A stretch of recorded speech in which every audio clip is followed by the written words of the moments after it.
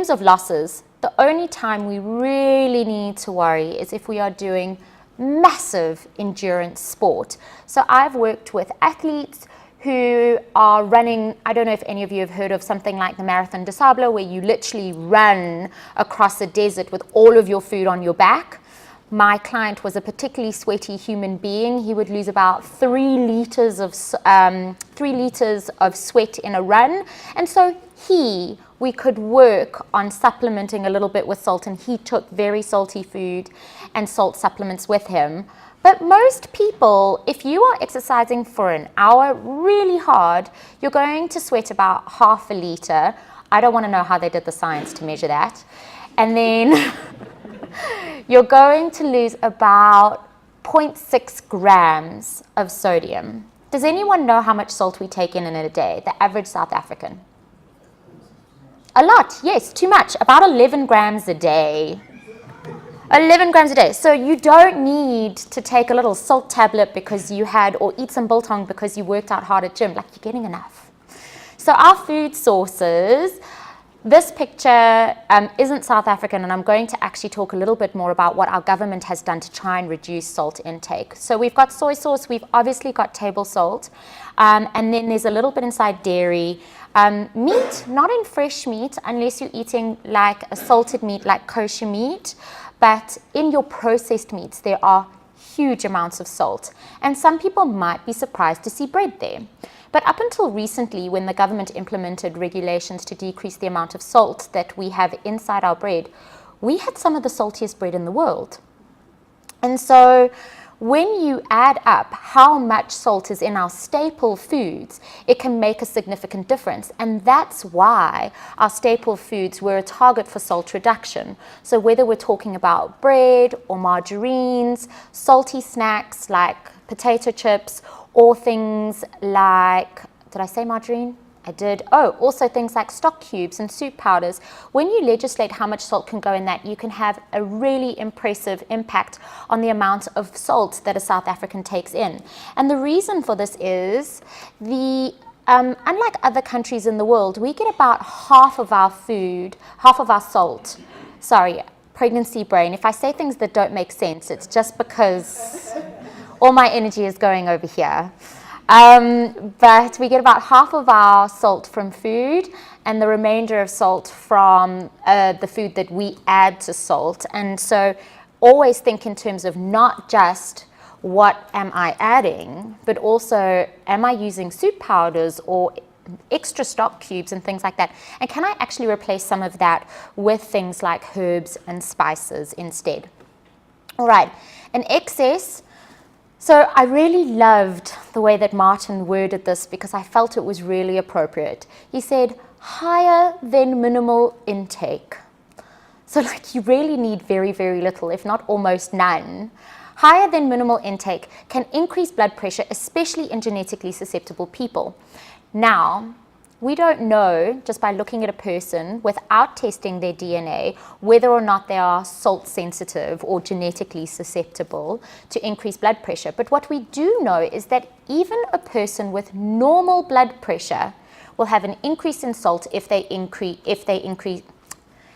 in blood pressure if they increase their salt intake. And so when people talk about salt being bad for heart health, the mechanism is that it increases blood pressure. It doesn't give you a heart attack.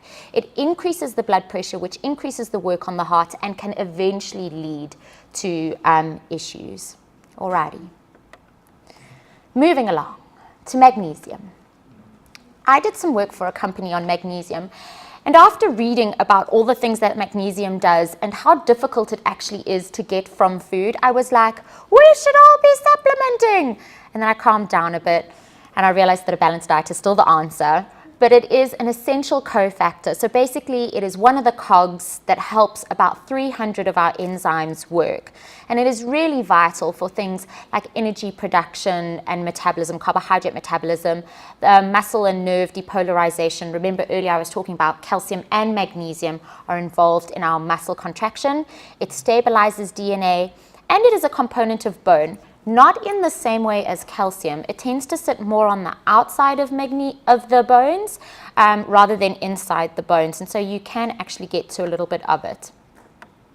Magnesium's absorption is about 30 to 60%, so it's not the best absorbed of all of the minerals that we're going to chat about, and it is quite sensitive to the presence of those plant components, phytate, and then also another mineral, phosphate. So phosphate and magnesium compete at the receptor site. And so what does this mean? It means if you're drinking a lot of Coca-Cola and having a lot of milk, you're not going to absorb magnesium very well if you are eating a magnesium-containing diet. Interestingly, has a different receptor to calcium.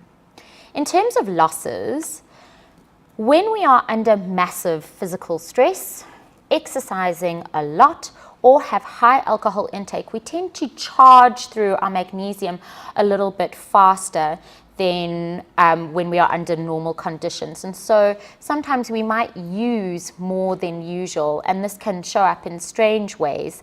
So I've actually put in some of our deficiency symptoms. The one that I see most common is when people have cramps in their toes and in their calves at night.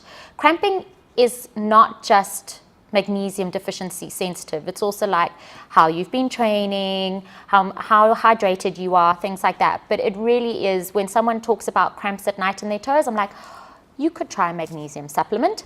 You also get tingling, numbness, high blood pressure, and you can even get abnormal heart rhythms, but that one's not very common. Where do we get magnesium from? Magnesium is not a food that you can eat. Like with something like selenium, one of our trace minerals, you can just eat 2 Brazil nuts and you're done for the day. Easy. Magnesium is not the same. It occurs throughout a lot of different foods. And so generally I want to see people eating a balanced diet that has lots of fresh produce in, your legumes, lentils, chickpeas, that kind of thing, and whole grains as well. And then here they've listed halibut, but I don't know that South Africans need to aim for that one. It hasn't listed our whole grains that much, but they definitely can make a difference. And in terms of supplements, with a lot of our minerals, you only tend to see excess intake when you are supplementing. It is quite hard to get an excess in if you are just eating food. And so if you are taking in too much magnesium, you might experience an irregular heartbeat, nausea, diarrhea, appetite loss, and extremely low blood pressure. Alrighty, so often if you're taking your supplements, some people will think if 1 is good, 2 is better. Please don't take extra slow mag. Like, it's not going to do you any good. Take what they say on the box. All right, iodine. The main function of iodine, unlike all the other things that we have spoken about, iodine really is just for our thyroid. And when we have low thyroid intake, you can see it because people at some point get a big goiter. But in South Africa, our government has actually taken and many of you will know this, the action of fortifying our salt, which doesn't mean salt is good for us, but it does mean that you are getting in a little bit of iodine from them.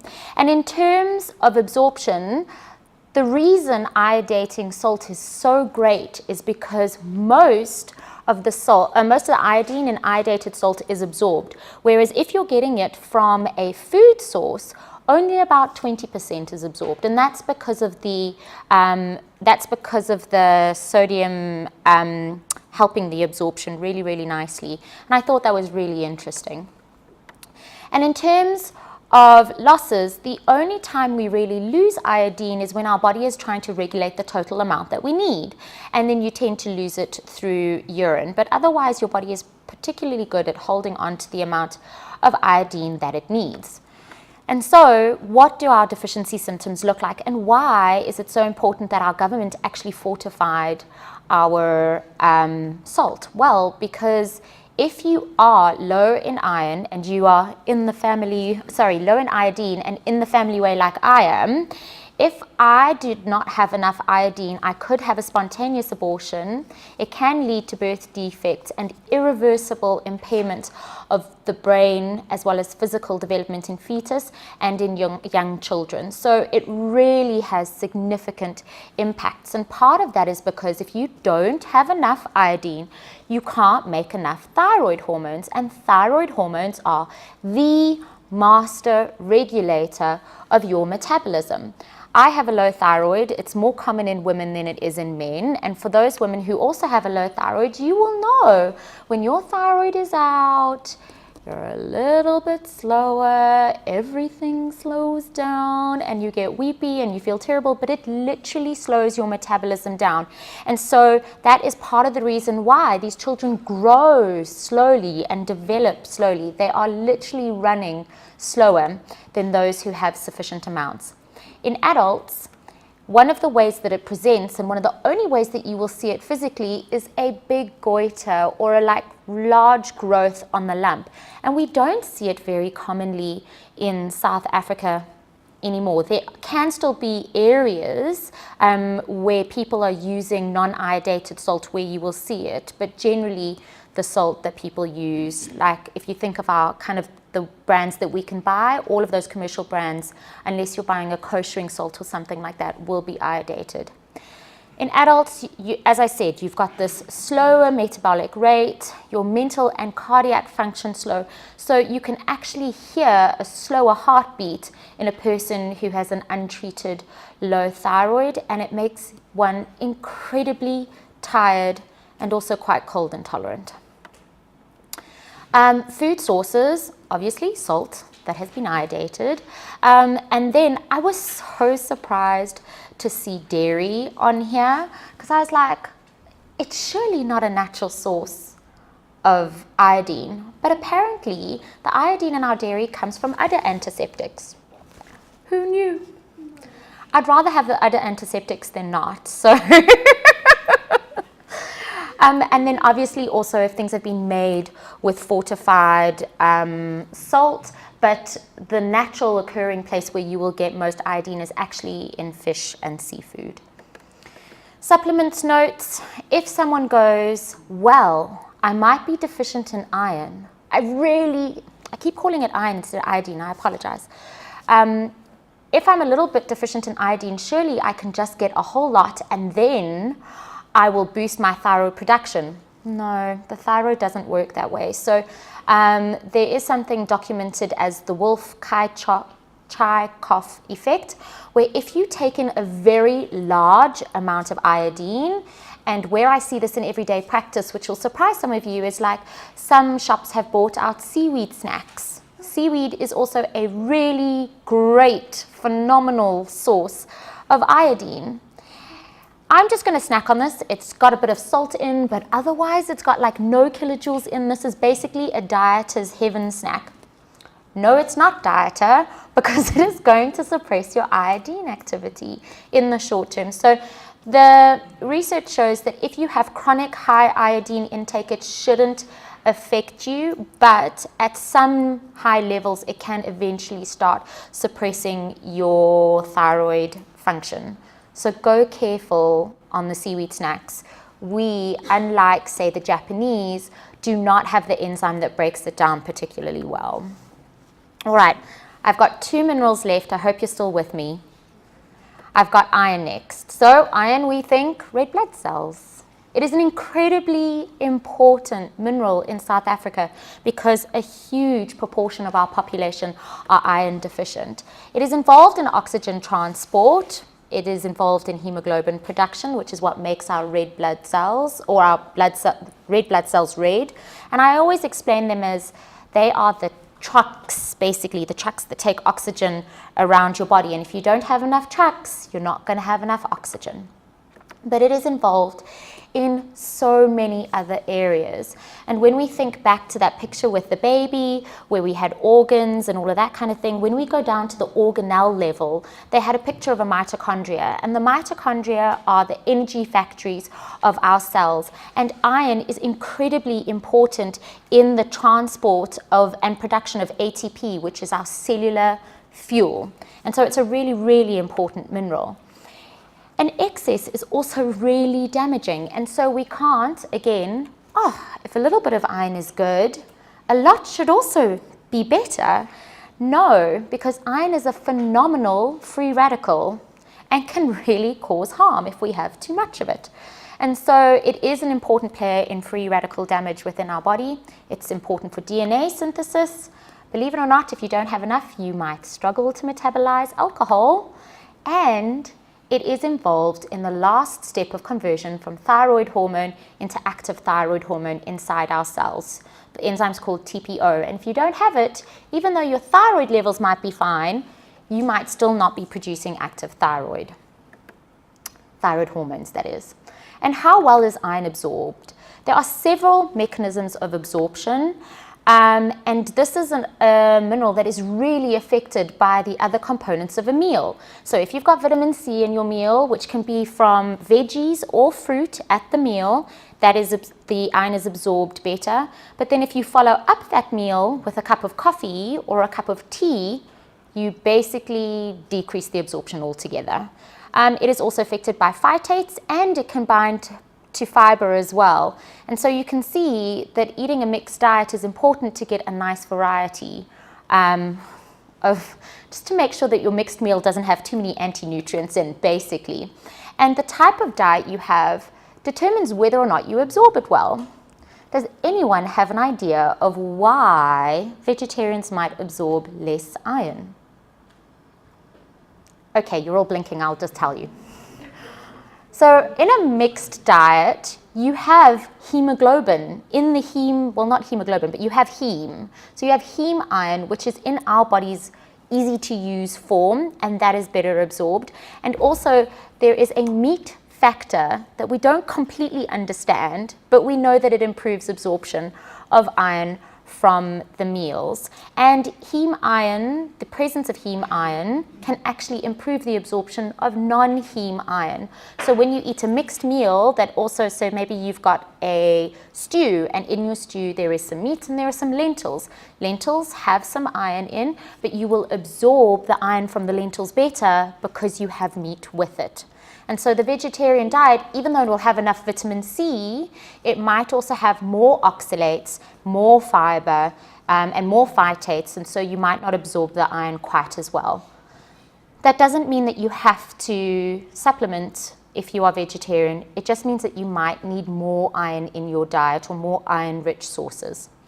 Then losses.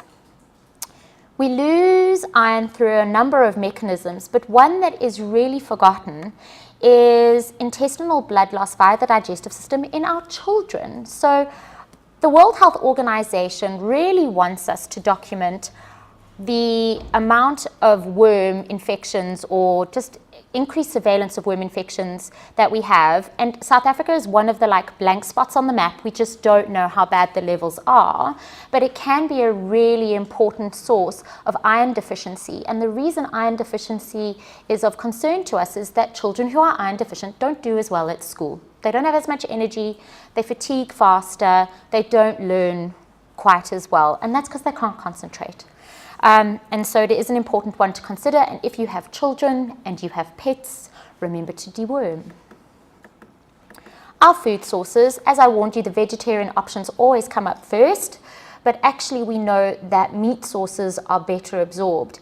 And when I have someone sitting in front of me who is iron deficient, they're always upset, about 9 times out of 10, when I encourage them to eat liver.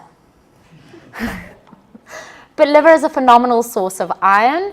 It is also a great source of vitamin A and shouldn't be eaten too much if you are pregnant, but you can eat other sources. So your meats, everyday meats, are well absorbed. And so it is surprising that a lot of South Africans are deficient, because South Africans, affluent ones, love meat. But we must also keep in mind that a lot of people have food insecurity, and so accessing a lot of red meat or even non-red meat is quite a challenge. All right, deficiency, you can get anemia, impaired immune function. In children, it slows growth and their cognitive development, which is why it is so important that we address losses. And in terms of supplementation, when you are taking certain medications, Iron is really great at just forming insoluble salts that you then don't absorb your medication or the iron. And so if you're taking thyroid medication, Parkinson's medication, certain antibiotics, it's important that you actually put at least 4 hours in between your supplement and your medication. So ideally, if you are taking these medications in the morning, you take the supplement either at lunchtime or at dinner time. And also, iron and calcium aren't always the best of friends, and so you can do maybe the iron in the morning with your breakfast, slightly away from your morning coffee or tea, and then have the calcium at night before you go to bed, or just eat food. All right, this is the last trace mineral. Zinc is so important that it is a component of 16% of all of our enzymes. And it is something that a lot of people don't always have enough of. I don't test it regularly, but I will often perk my ears up if someone talks about taste changes or they can't smell as well as they used to. And this happens a lot more in my older clients and a lot more in my male clients because it's really important for their sexual health as well. And then you can actually do a test with something called zinc tally. It's not a very sensitive test, but it is useful just in a clinical setting. These people can hold the zinc tally, which is a liquid that just has some zinc in their mouth. They swish it around and I go, what does it taste like? And they say water. And then I'm like, you're zinc deficient. But then, of course, we always want to ideally head for food rather than supplements. What else do we use zinc for? DNA replication and function. It is useful for the digestion of food. So all of your amylases, lipases, literally the enzymes that cut your food into smaller pieces so that they can be absorbed, are managed or facilitated with the presence of zinc, and incredibly important for immune function. So zinc is also important for the integrity of the cell linings, whether it is your digestive system lining, your lung lining. You want to make sure that there is beautiful integrity of those cell structures, and zinc is a crucial component of that. It is also part of a very important antioxidant enzyme system, which I'm not going to go into detail on because you will all fall asleep. But it really is powerful. If vitamin C quenches one free radical, your antioxidant system, your superoxide dismutases, will quench many. And so we really want to make sure we've got enough zinc to support those enzymes. In terms of our absorption, if you have a teeny tiny little dose of zinc, you will absorb about 70% of it. So it's actually really quite well absorbed, and it is mostly unaffected by the presence of other minerals because it has its own receptor. We do lose a little bit through urine every single day, and that mostly balances out our requirements. And then our food sources. So you can see zinc actually comes from a whole lot of places, but if you're deficient and you want to boost your intake really quickly, one of the best ways to do so is by eating seafood. It is also in a lot of our meat products and some of our fresh produce and dairy, so it's distributed throughout our food supply. But excess intake can deplete copper stores and can impair immune function and lower HDL or healthy cholesterol levels. Again, you're unlikely to reach these levels if you are using food on its own, and it's much more through supplements. And what I also warn people about is that if I'm taking a multivitamin, it's my worried well client, I'm taking a multivitamin, I'm taking something for my hair and nails, I'm taking some Immune because it's winter time. When you add up all the zinc in those, you can start getting into excess. And this is where I have to very quietly hold their hand, go, this is enough. You're already meeting your RDA with this one, you're meeting your RDA with this one. Like, you got to trust your body. It's actually amazing. And as long as you're feeding it fine, you're not going to need the additional supplements. The only time someone might really need additional supplements is if they've got digestive issues and they aren't absorbing. So in the instance of ulcerative colitis or a short bowel syndrome. But most of us don't need to supplement excessive amounts. Any questions?